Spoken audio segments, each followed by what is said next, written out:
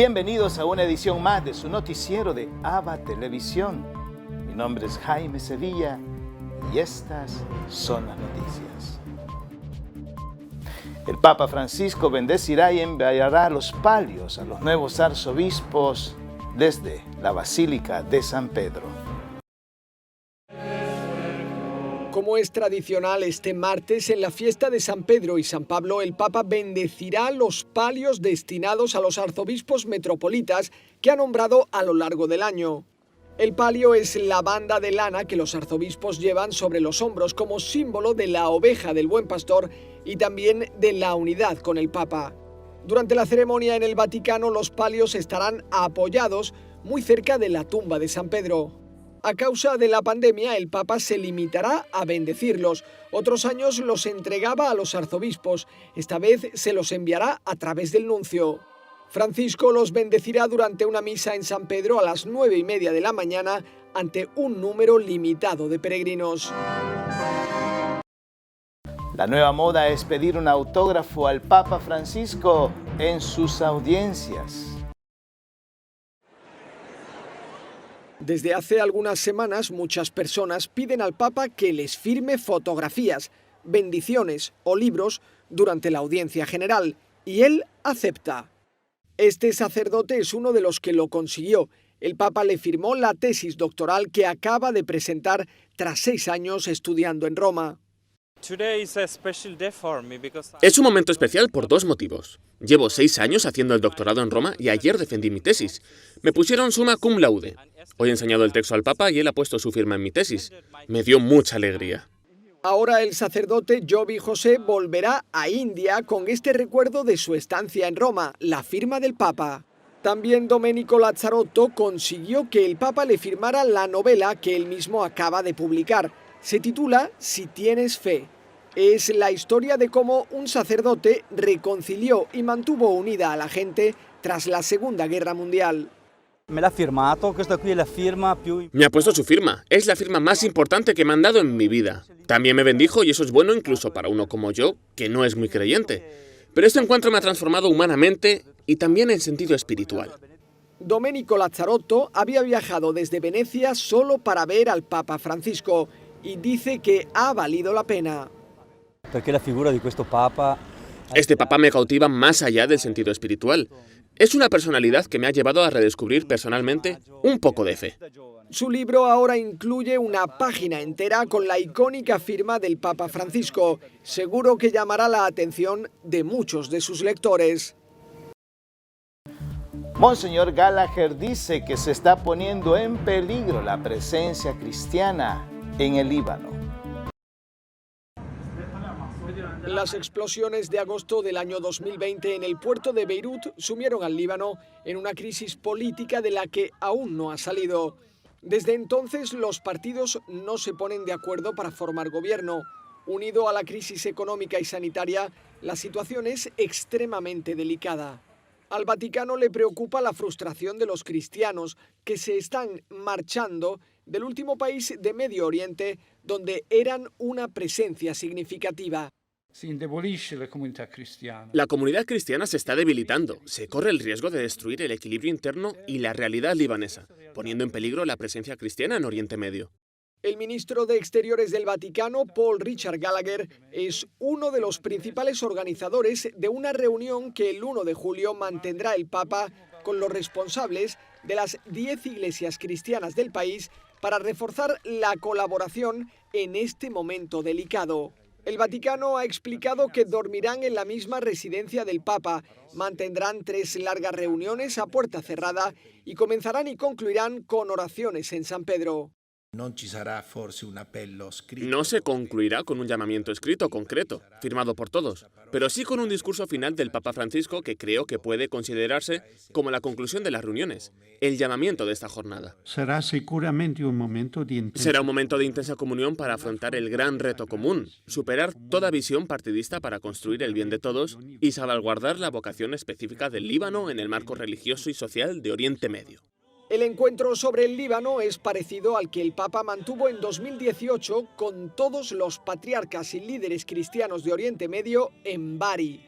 Un encuentro que también ayudará a que el resto del mundo cristiano conozca mejor la frágil situación de los cristianos del Líbano. El Papa Francisco le dice a la Orden de Malta: seguid adelante, ayudando a los demás. El Papa Francisco se ha reunido con Marco Luzzago, lugarteniente de la Orden de Malta. Llevó al Papa una medalla con la imagen de Gerard Sasso, el benedictino que fundó la Orden en 1048. Por su parte, el Papa le regaló una talla artesanal de la Basílica de San Pedro. La Orden de Malta cuenta con 80.000 voluntarios que brindan atención en más de 120 países. El Papa se reúne con sus principales responsables cada año alrededor de la fiesta de San Juan Bautista, el patrono de esta orden. Después de rezar un Ave María juntos, les agradeció la labor que hacen.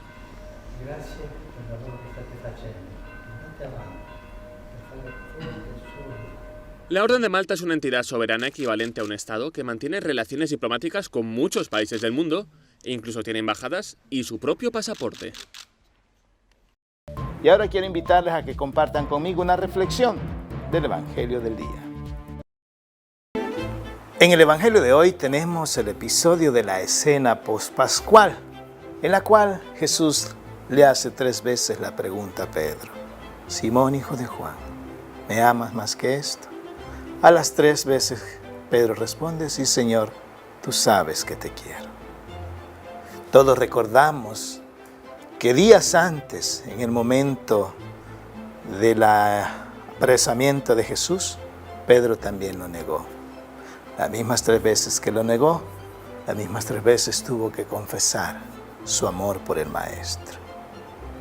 Esto nos llena de esperanza a todos aquellos discípulos de Cristo que tratamos de seguir con su gracia, su ejemplo, su palabra.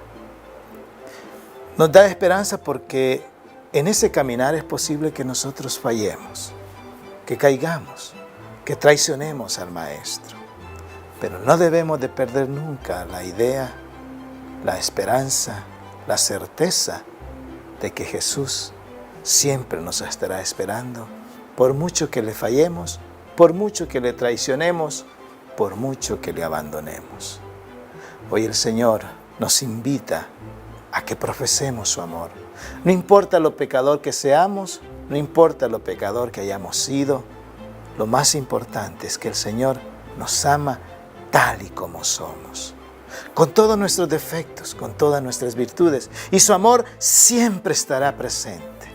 Somos nosotros los que algunas veces huiremos de ese amor. Somos nosotros los que algunas veces trataremos de renunciar a ese amor. Pero como decía muy bien San Agustín, nos creaste para ti, para amarte. El poeta, el santo, el doctor de la Iglesia resumía de esta forma cuál es la esencia de nuestra humanidad y cuál es nuestro objetivo final. El amor, vivir en el amor, permanecer en el amor. Gracias, Señor, por amarnos tantos. Ayúdanos a ser fieles a ese amor que nos tienes. Que así sea.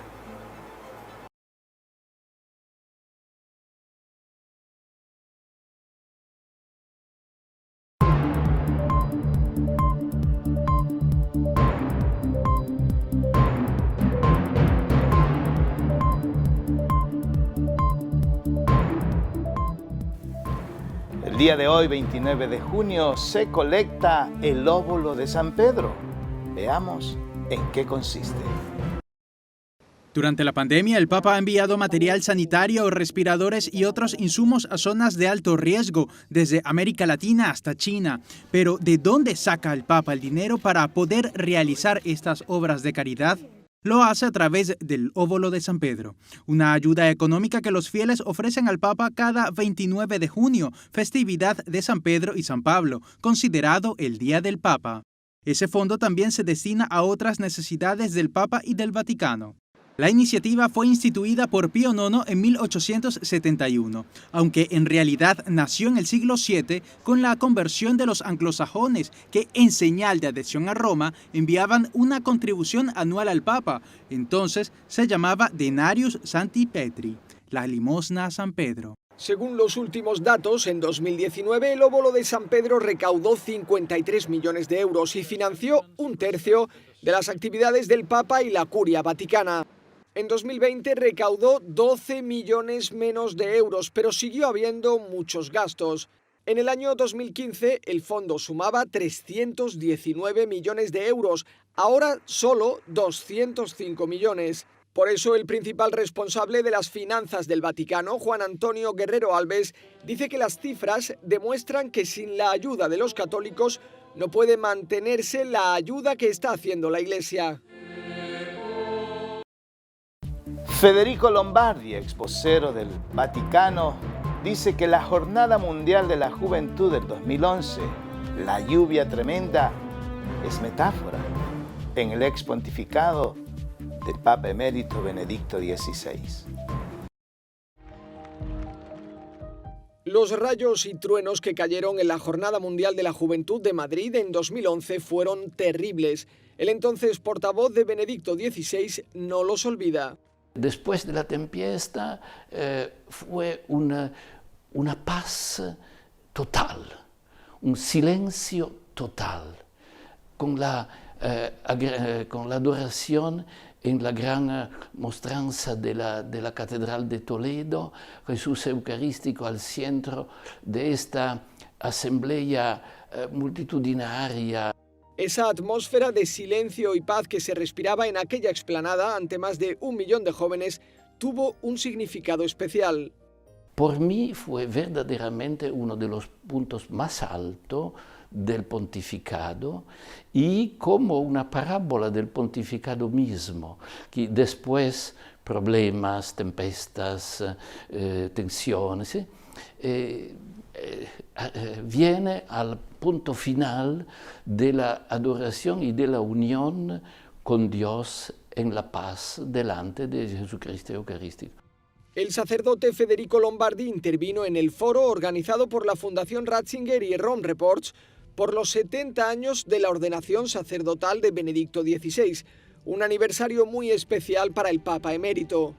Cuando en su autobiografía él habla de la ordenación sacerdotal, tú percibes muy bien que es el momento fundamental, el acontecimiento clave de lo cual su vida se desenvolve después como vida de servicio, de amor profundo por Dios, de estudio.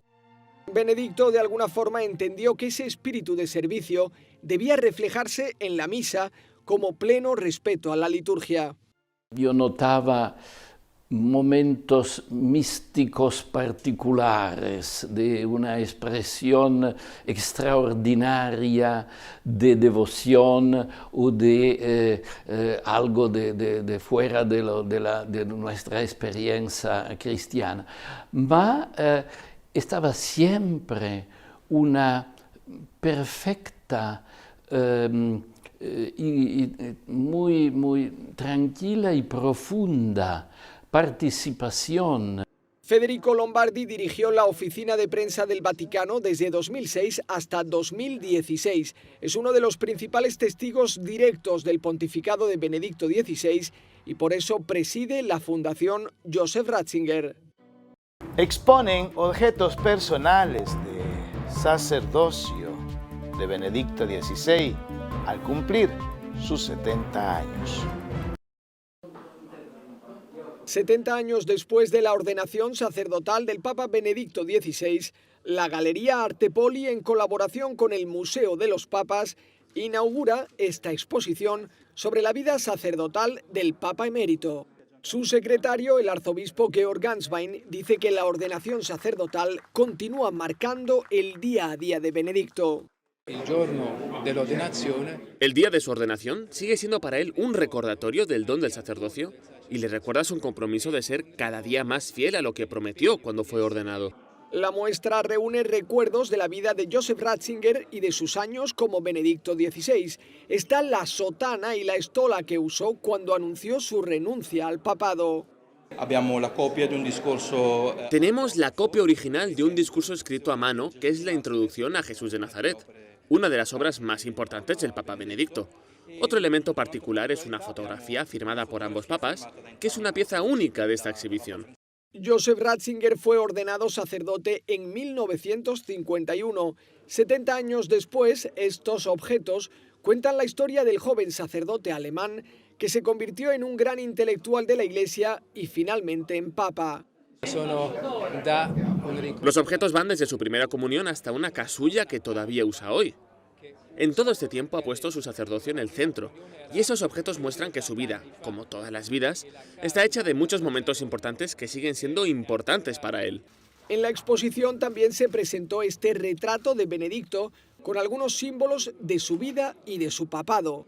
La muestra transporta a los visitantes a los momentos más íntimos de un papa que será recordado como uno de los más grandes teólogos contemporáneos. Podrá visitarse muy cerca del Vaticano hasta el próximo 22 de diciembre. Ahora quiero invitarles a que compartan conmigo este reportaje especial que nos ha preparado nuestro amigo, el Padre Manuel Rodríguez Rodríguez, misionero claretiano, nuestra cadena JN19 Televisión, desde Lima, Perú. Reporta para la cadena ABBA y JN19 del Perú, el Padre Manuel Rodríguez Rodríguez, misionero claretiano desde Lima. Hoy es el día de San Pedro y San Pablo, pero predomina, al menos en Perú, el día de San Pedro, el pescador, porque hay muchos pescadores y lo celebran con las barcas, sacando la imagen de San Pedro, cantando, alabando a Dios. Este año pues también con menos esplendor, pero también se hace en distintos puertos del Perú. Feliz Día del Pescador. Monseñor Javier del Alba, o del Río Alba, que es el arzobispo de Arequipa, en su carta semanal titulada En Camino, está presentando en este día de San Pedro y San Pablo la poderosa acción de Dios en dos hombres que fueron grandes pecadores. Los dos fueron grandes pecadores, pero Dios los transformó completamente, y esto lo puede hacer hoy y lo quiere hacer hoy también. Y cuando a Simón le dice que eres piedra, o Pedro, nos está diciendo que nosotros somos también piedras vivas de la Iglesia de Dios.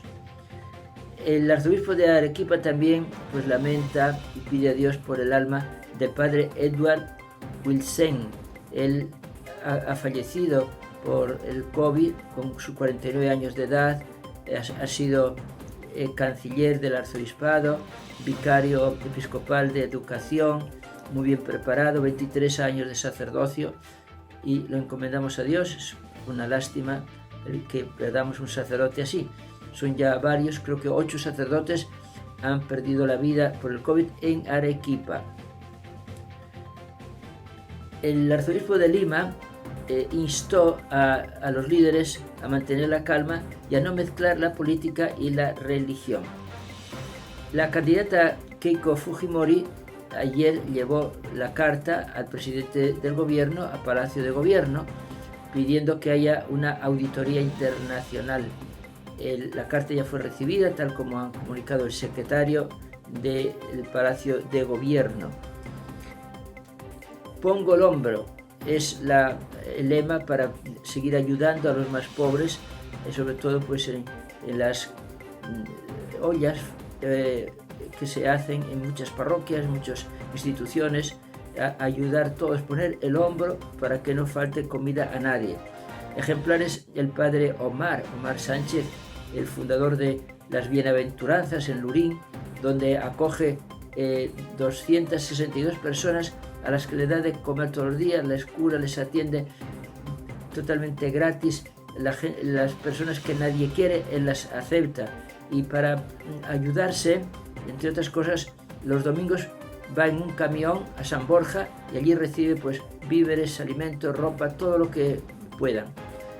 También queremos comunicarles que la vacuna, la vacuna ya de 2 dosis ya llegada aquí en Perú a 2.932.000 con 17 personas. Estados Unidos ha prometido ya dar 2 millones de vacunas Pfizer, y ya las personas de 50 años pueden ya comenzar a vacunarse. Reportó desde Lima el padre Manuel Rodríguez Rodríguez, misionero claretiano.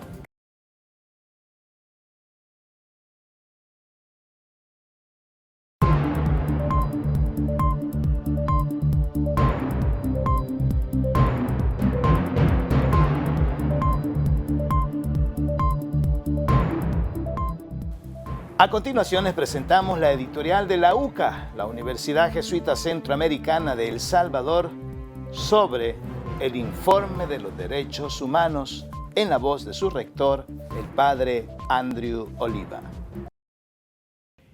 El más reciente informe del IDUCA sobre los derechos humanos correspondiente al año 2020 ha coincidido con otros informes de derechos humanos a nivel nacional e internacional que muestran la preocupación por el deterioro de los derechos humanos en el país. Coinciden que a las violaciones de los derechos humanos económicos, sociales y culturales se ha añadido durante la pandemia del COVID-19 otra serie de abusos que limitan la libertad de movimiento, la seguridad jurídica y una serie de derechos políticos y civiles que están garantizados por convenciones firmadas y ratificadas por El Salvador. El gobierno, la PNC, la Fiscalía y el sistema judicial han sido señalados por comisión u omisión como los principales violadores de derechos humanos. El informe es enfático en sostener que la pobreza y la desigualdad crecieron en nuestro país. La violencia doméstica y el abuso sexual, endémicos en nuestra sociedad, aumentaron durante los meses de confinamiento a pesar de que el número de denuncias bajó. Asimismo, se cometieron diversos atentados contra el derecho a la libertad que llevaron a muchos salvadoreños a centros de contención. De igual forma, incrementaron las violaciones a la libertad de expresión y el acceso a la información pública, así como las agresiones a periodistas, la mayoría de ellas realizadas por funcionarios estatales. Se negó el pronto retorno al país a salvadoreños varados en el extranjero e incrementaron las medidas represivas a los privados de libertad. También el hambre, a pesar del reparto de canastas alimenticias, ha estado más presente en El Salvador. Sin embargo, bajó ostensiblemente el número de homicidios y las muertes en accidentes de tráfico, así como el número de denuncias por otros delitos. Sin embargo, la utilización político-partidista de la pandemia y el autoritarismo han crispado las relaciones entre los poderes del Estado que ya venían siendo previamente conflictivas. El deterioro de los derechos humanos en el país es notable y su irrespeto se ha vuelto cada vez más frecuente. Esto es peligroso y es un llamado a promover una cultura de respeto a los derechos humanos como el único camino para construir un desarrollo fraterno y democrático. Hoy, 29 de junio, celebramos la fiesta de San Pedro y San Pablo. Conozcamos un poco más de su historia. Pedro, mezclado entre los sirvientes y curiosos que esperaban expectantes el desenlace del juicio que contra Jesús se desarrollaba dentro del palacio de Caifás, calentaba sus manos en la fogata central del patio, mientras con su rostro embozado, tapado para no ser reconocido, observaba furtivamente los movimientos de todos y escuchaba sus comentarios. Pero una criada de la casa, al descubrirlo, lo acusó de ser uno de los seguidores del reo. Pedro, asustado, lo negó con vehemencia en 3 ocasiones y en ese momento, tal como se lo había predicho el Redentor, un gallo cantó 2 veces. Entonces, arrepentido, se alejó llorando amargamente su traición. Meses después, camino de Damasco, a donde se dirigía Saulo para capturar a los adeptos, según él, del falso Mesías, fue derribado del caballo y una voz le preguntó: «Saulo, Saulo, ¿por qué me persigues?». Y el de Tarso le inquirió: «¿Quién eres?». Y la voz tronó de nuevo: «Yo soy Jesús al que tú persigues». Y agregó: «Dura cosa te es dar coces contra el aguijón», es decir, dar patadas contra un aguijón. Estos 2 sucesos marcaron a San Pedro y a San Pablo antes de comenzar en firme su labor evangélica, pues la reprensión que el Señor les hizo, al primero por negarlo y al segundo por acosar a sus discípulos, despertó en ellos el ardor apostólico que sentó las bases del cristianismo. Estos dos apóstoles eran polos opuestos. Pedro, un humilde e iletrado pescador. Saulo, un joven brillante que estudiaba las Sagradas Escrituras en la afamada Academia de Gamaliel en Jerusalén. El primero era impulsivo y resumaba entusiasmo, ingenuidad, nobleza, franqueza y una devoción incondicional hacia el maestro. El segundo era erudito, racional, pragmático, calculador, retórico, vehemente y un guardián inexpugnable del mensaje de Jesús. El primero seducía con su bondad y sencillez. El segundo persuadía con su energía y liderazgo. Quizás por tener personalidades tan disímiles, se complementaron y aunque tuvieron disparidad de criterios, fue en esa diferencia en la que encontraron la unidad doctrinal y el mensaje se hizo universal. Con razón, San Pedro y San Pablo son unánimemente aceptados como los pilares fundamentales sobre los que se edificó la Iglesia. San Pedro, reconocido en la fiesta de Pentecostés como el príncipe de los apóstoles, afirmó, solidificó y gobernó la Iglesia desde Jerusalén a partir del año 32. Con milagros y con tenacidad, convirtió a cientos de miles de judíos descontentos con sus autoridades. Entre tanto, San Pablo hacía gala de su apelativo de apóstol de los gentiles, fundando iglesias en 7 ciudades de Asia Menor y evangelizando al resto de la región, pero sus destinos estaban indisolublemente ligados, pues al cabo de unos años convergieron en Roma. Pedro llegó a la ciudad eterna en el año 42. Allí se afianzó como obispo de Roma y primer papa de la historia, y en esa condición permaneció 25 años más. Pablo, hecho prisionero en el último de sus viajes, como era romano, pidió ser juzgado en la capital del imperio, y aunque lo absolvieron en principio, a raíz de la persecución desatada contra los cristianos por Nerón, que los acusaba de ser los responsables del incendio de Roma, fue recapturado en el año 66 y al poco tiempo apresaron a Pedro. Condenados a muerte, fueron ajusticiados el 29 de junio del año 67.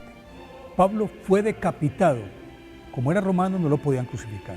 Y Pedro, por ser judío, lo crucificaron. Pero a petición suya lo hicieron con él cabeza abajo, porque no se sentía digno de morir como su Señor. Por eso hoy, día de su festividad, pidámosles a San Pedro y a San Pablo que no nos dejen acobardar para proclamar a Jesucristo como el Dios vivo. Y así llegamos al final de una edición más de su noticiero de ABA Televisión.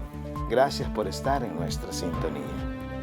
Puedes seguir con nosotros las 24 horas del día en el www.abatvn.com, en nuestras plataformas digitales de Roku TV y Amazon Fire, en nuestras cadenas hermanas y, como siempre, en nuestras redes sociales.